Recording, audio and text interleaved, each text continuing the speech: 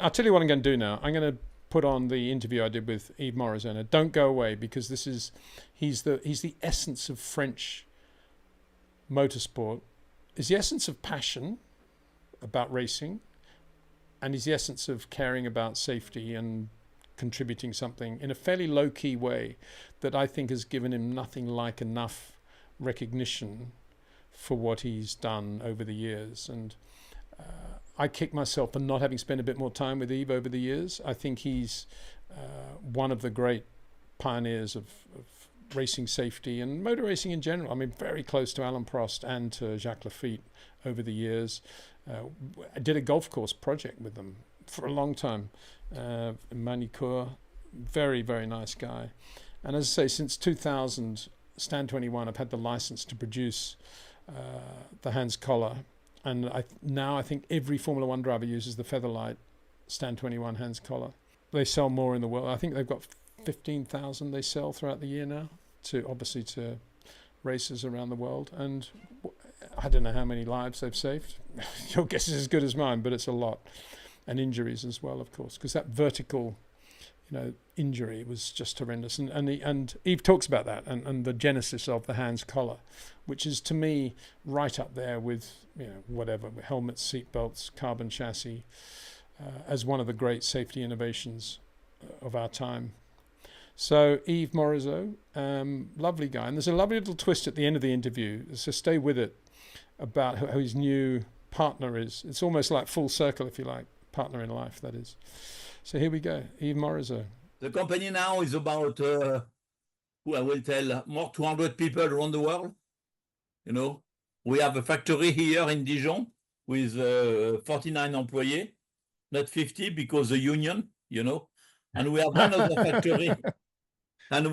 factory, in India with about it's our factory. It's not a subsidiary. No, it's our factory in India. Whereabouts in India? In Madras, Chennai. Nice. Chennai is the capital of the sewing in the world. One of the capital in the world.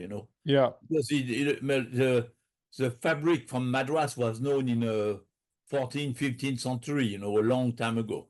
Yeah.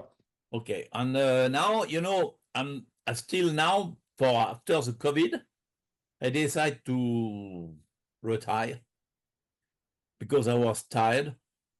And Romain was working with me 20 years. And Christopher was working with me about 10 years. And they're your two sons? Yeah, my two sons, yes. Yes.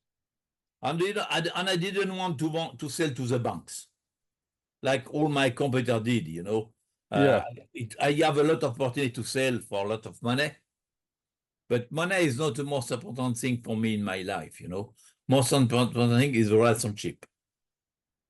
That's why in 5 weeks, I was making a lot of things in America. I'm living part-time in America, in California, close to south of Los Angeles, Newport Beach. And over there, I have a lot of friends, racing friends. And the beginning of the month, I was in Bonneville for the Salt Lake, because I bring there a lot of things in the safety. Yes. And for them, I'm a hero. And the quarter miles marker are almost stand 21. Brilliant. Yeah. Brilliant. Okay, and I was there with a friend of mine, not a friend of mine from who write book in France, write some book in France, and one the guy from Los Angeles who make a short movie on my life, on the Stand 21 life. Not me. Me, I'm nobody, but for a lot of people, I was in the beginning of the safety in racing. And you were, yeah, and you are Stand 21 for many people. Tell me, just before we go any further, Stand 21, the name, where did it come from? And when I started a small car accessory shop in Dijon, I think I have to find a name who is really in racing because I was loving racing. And I chose Stand because for French people, Stand is a place, but it's not the right name in English. Because it stand for us is a garage, pit stop. Yes. That's this name. and 21 is the area code. Okay. Okay, Cool. that's why. You know, very simple, but Yeah. it was a good idea because the name is neutral. Yeah. No, it's very not- good. Tell me if today everybody non-English calls the pits the boxes. Yeah. Is that the same in France now? Is that replaced stand, or is stand still the word? No, we still use the name stand. Do you? You Good. know, and because Nice. we say you stand number 1, 2, 3, 5, Oui. etc. If you're Le Mans, the people will tell you stand. Good. But true is now in racing, it's more and more people who speak English. Okay, in the 80s, 70s, 80s, everybody was speaking English and French. Yeah. Because FIA Balestre, and FIA was in Paris at this time. In the 60s, 70s, 80s, 90s, before to move to Switzerland, and but before it was every time French and English, and now it's more in English. And you know, it's okay for me. You know, I'm really not. I'm happy. It's easier to communicate around the world. Yves, those look like two Ayrton Senna helmets behind you and an Alain Prost helmet, I think. Yeah. But it's not a real Ayrton. It's Ayrton who gave me, but he's not. He was not wearing this one. But he loves stand. He worked with you though, eh? He loves stand 21. Sure. Yeah. And you have also Akinen, real one. Danny Sullivan. You need to move the camera a little bit up. We can't see the Hakkinen. Oh, okay, yeah, got it. Yep. And Oriol on the top, on the Raikkonen. But after, in my room, look at some, I have everywhere. Look at all the place over there is racing suits from a driver. I have about 200 real racing suits from Formula One driver, Formula, all these people. You know, wonderful. Nice story, you know. And you're in Dijon. That's in Dijon where you are now. Yeah. So many things to ask you about. We don't have that much time, obviously, but your life has been really centered around safety and motorsport, and enormous contributions with overalls, boots, gloves, obviously helmets. Yeah, and hands. And the hands collar too, which in terms of racing drivers today is an enormous contribution you have made to safety for them, even as we speak today and going into the future. Can you give us a little bit of an outline to the hands collar story from your perspective? I think it's easy. Hans, you know, in 83, it was a driver, Jim Downing, was racing in Mid-Ohio, and I was last week, 2 weeks ago at the gym home in Atlanta. We are very close, you know. I will explain you later for what. Right. Why. And he was, and one guy, a French guy, Patrick Jacquemin, who was racing with Renault, was killed in a crash accident with a basic skull fracture. Okay? And Jim was very shocked. And he said, what can we do? One guy who was working on his car was his brother-in-law, and his brother-in-law was a biomechanician from General Motors, who was working, his name was Bob Hubart. He was working on dummies in the 70s to test with the crash test, you know, the crash test. It was the first dummies in crash tests around the world. Okay. And Jim told to Bob, do you imagine what happened and I can be killed like that? And they were thinking together, and he found the idea to make a collar. I have here, I will show you the first one. Okay, and it was the first Hans in 1986, 87, and they put a patent on this on that, and they get the patent. And in 80, And they were starting. I have all the collection. If one day you come, you will see this one is 86. I have the 88. I have the 90. I have the, I have everything. And in racing in the USA, they're starting to work. He was the two very well-known doctor, Dr. Terry Trammell, Yep. okay, and Dr. Steve Olvey, who were working for IndyCar, and they knew the problem of the cervical skull fracture. They were both part of the FIA. And they're starting to see in a crash in IndyCar and in NASCAR that they have a lot of cases of cervical skull fracture. Because nobody can keep his hand in case of crash. Mm-hmm. Because when you have the belt, your body go down like that and it go up like that, and the cervical fracture at 40 miles per hour, you are dead. Front crash at 40 miles per hour, you are dead.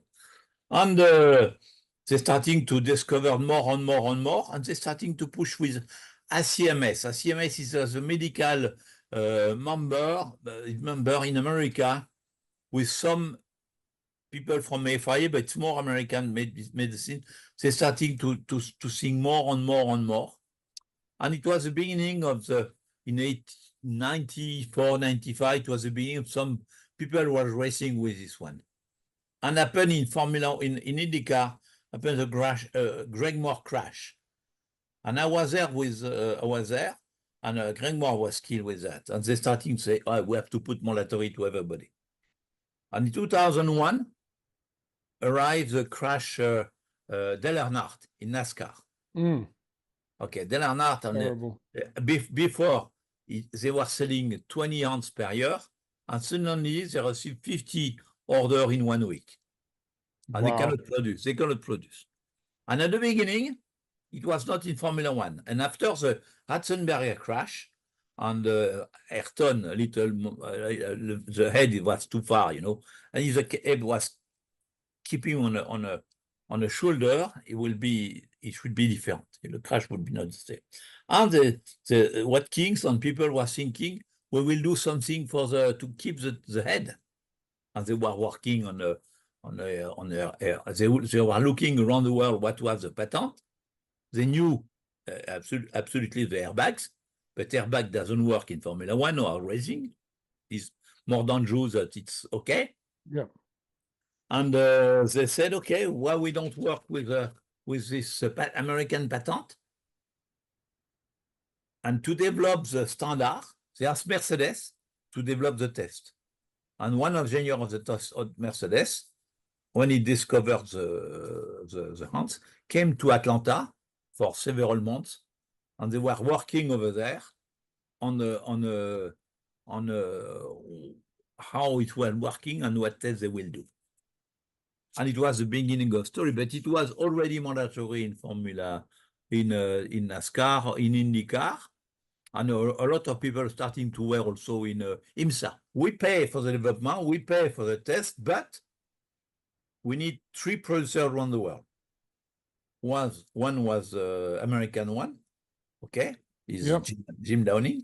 One, they give the other one to Schrott, okay, Schrott is a German company. And the third one they give to me because I was the only one company who were showing up in a medical meetings, taking the trouble to do so. Exactly. And they said, okay, and he knew my products, he knew my image, he was wearing my helmets, and he said, okay, I want to work with you. If you want, we can give you the license. I said, okay, took the license.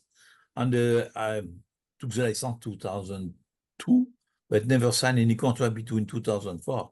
And immediately, Dr. Watkins asked me to make a meeting in Birmingham for the Birmingham show.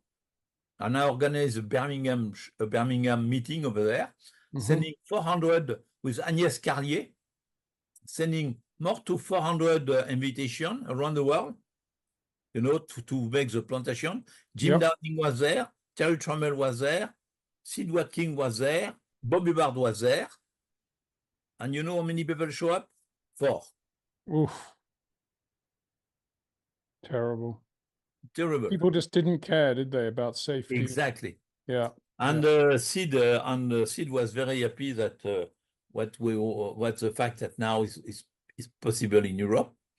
He asked for some test 2 weeks later in Barcelona, and we came to Barcelona, and 90% of the farmers in Europe said, no, we don't want to wear, we don't want to wear, we don't want to wear. What's the name? And Sid tell, okay, you don't wear, you don't race. Yeah. Okay. And everybody was wearing it. It was the time when the sliding tether was not moving like that. You know, we invented the sliding tether. Ah, so the driver could move his head a bit, yeah. Yes. Okay, it helped a lot.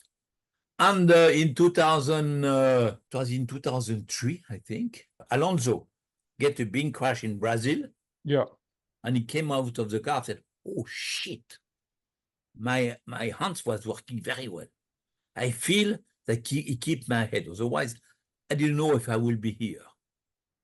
Wow. And after it was, nobody was complaining later. And after we're starting to make the production in France, in Duquesne, in Lyon, because in America, everything was costing very expensive. The mold was expensive, the piece were very expensive. And we moved all the production from America to Lyon.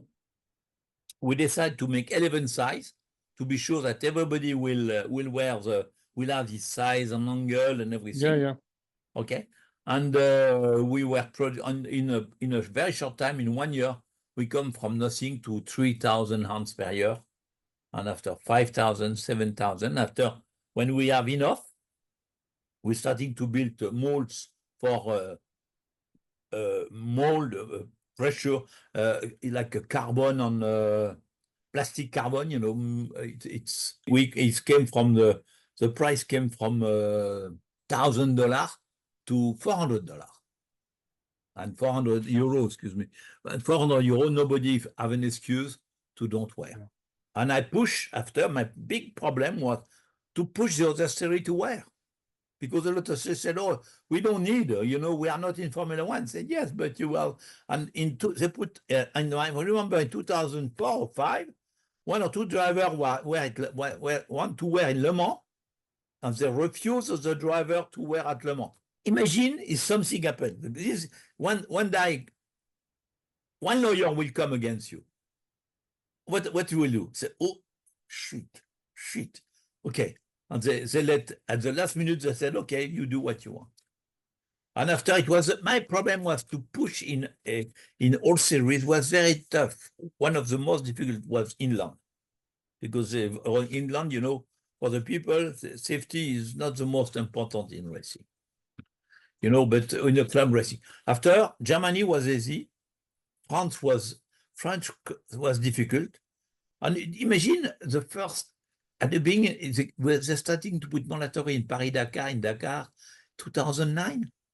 Before, said, no, we don't have to wear, The problem in safety, you know, when you don't put something mandatory, nobody will wear. Nobody will do it, yeah. No, because they don't think they will get a crash.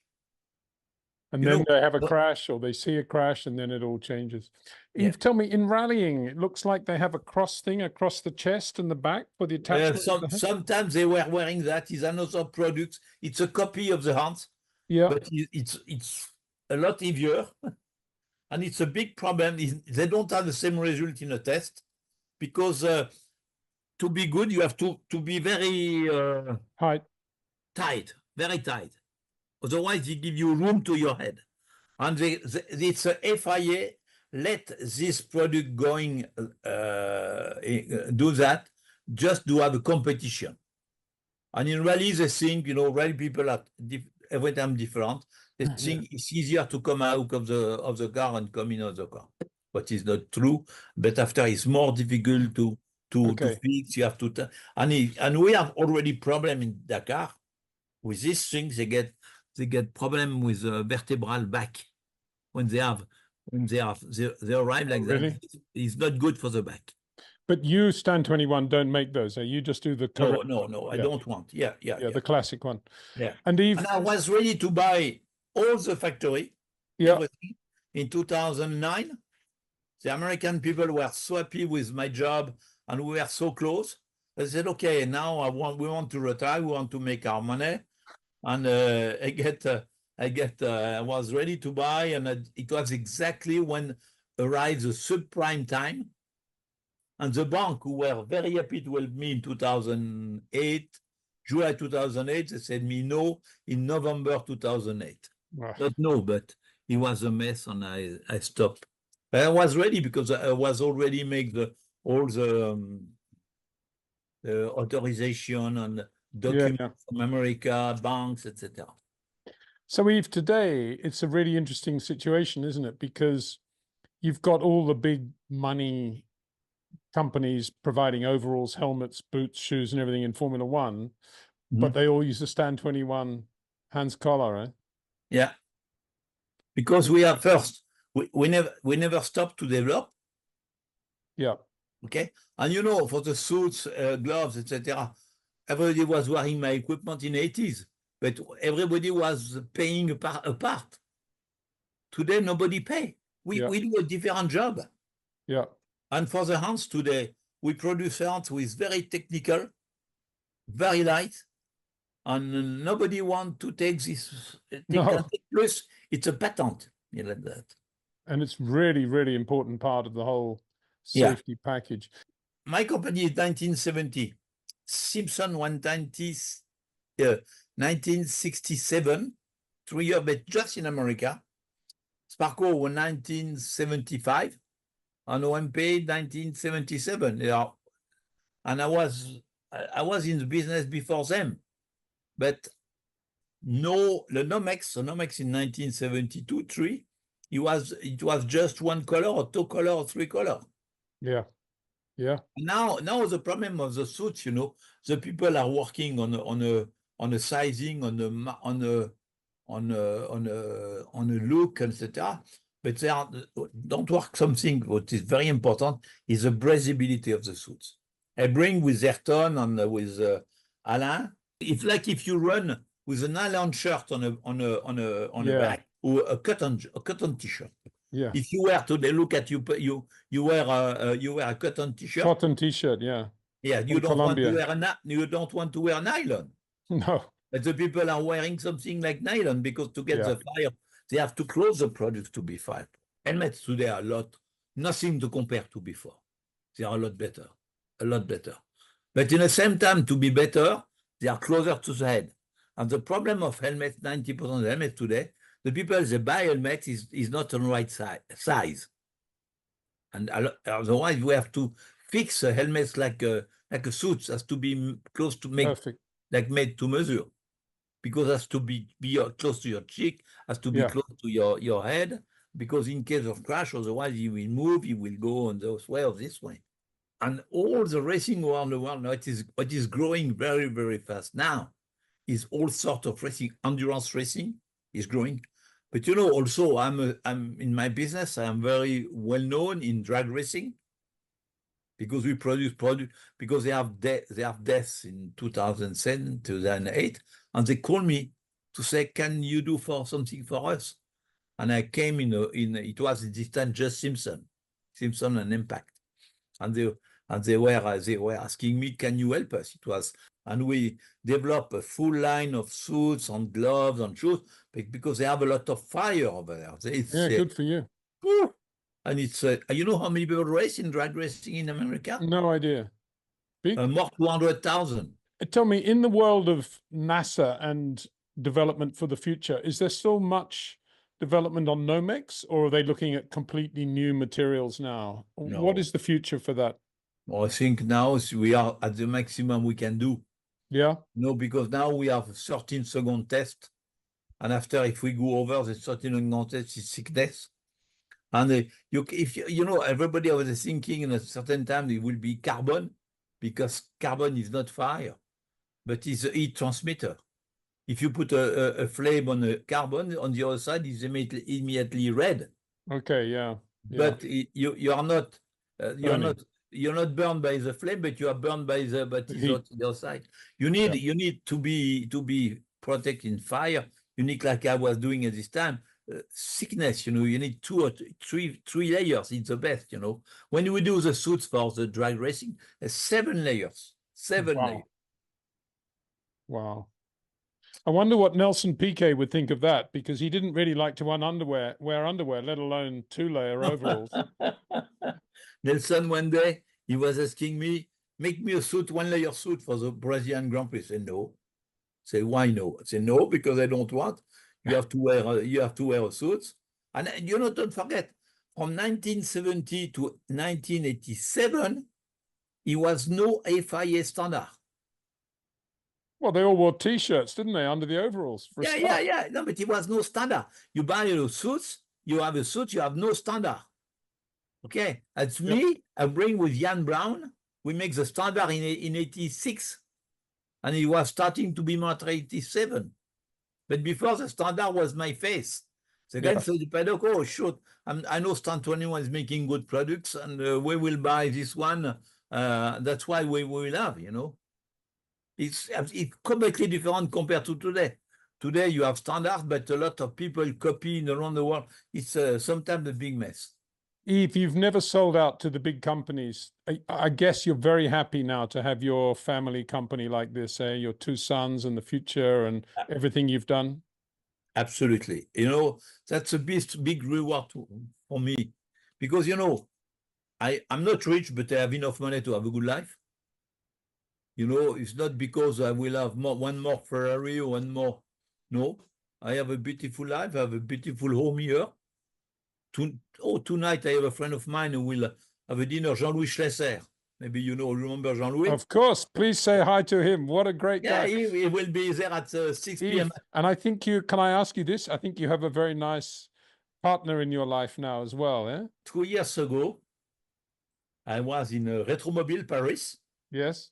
With Bernard Asset. Maybe you remember that. Of course, Bernard Asset, one of the great photographers of all time. Okay. And he told me, you know, I was with Champion. You remember Champion, the guy from Renault? Yep. Champion, he was, we were 5, 6 guys. He was Depailler son, he was a different person, you know. Yeah, all the French mafia then, basically. Yeah, the French mafia over there. Yeah. And suddenly, Bernard told us, oh, you know who I meet? Nelly. You remember Nelly Arnoux? I said, yeah. This is Rene Arnoux' first wife, right? Yeah, first wife. Yeah. And we told us, yeah, she told me, I asked her, I said, if I can call her, you know, and he called her, and we were on a booth. She came, said, she recognized her voice. She said, wow, it was so nice. And everybody recognized her because she's 72, but she was maybe 70, but she was still a young person, you know, compared to our age. And I told her, you know, a book is on my life. If you come to my booth, I will be happy to give you one. And she came to my booth, and I give her one with a word, you know, and number 1. I put a note. You have to sign my number 1, because on the number 1, a lot of friends from racing sign, you know. Yeah. And I have and can be Jackie Stewart, Jackie X, all these people. And she came and said, "What are you doing now?" I said, "Oh, now I'm doing life stuff." And she started to crying. I said, "What happened? What happened?" She said, "You know, I was married 32 years with the best man on earth, you know, and he died 3 years ago with cancer. And now I have everything. I have a beautiful apartment in Paris. I have a beautiful home on the Little One. I have a beautiful home in Courchevel. But my real partner left when Rene fired me. I found this gentleman. You know where did she find the gentleman? At when they were putting Didier Pironi, when they put in a ground Didier Pironi, 87. She was between 82 and 87 alone, and taking care of her family, of her mom, etc. And 87, she was very close with Catherine Pironi, with Anne-Marie Prost, with all these girls, you know. Mm-hmm. And she fell in love with a guy, and they are 32 years together. And now it's a beautiful person. And now you're together. That's wonderful Yeah, story. yeah, Yves. yeah, That's it's nice. brilliant. And you know what is good? Because I was not good with a woman, with a wife, but she knew me for years, and she knew who I am. I'm somebody very straight. Don't try to do that. Not snobby. I no need to be go in a big restaurant to be happy and make my job, pay my employee, pay my business, running the business, but and now we have a beautiful life. And tonight at home we have Jean-Louis come to see us. Well, as I say, please say hi. I always remember reading about Rene and Nelly when he was driving for Martini in Formula 2, Formula 3, that he had a dog, or they had a dog, a basset hound called Lotus. Yeah. Lotus. Yeah. You know why?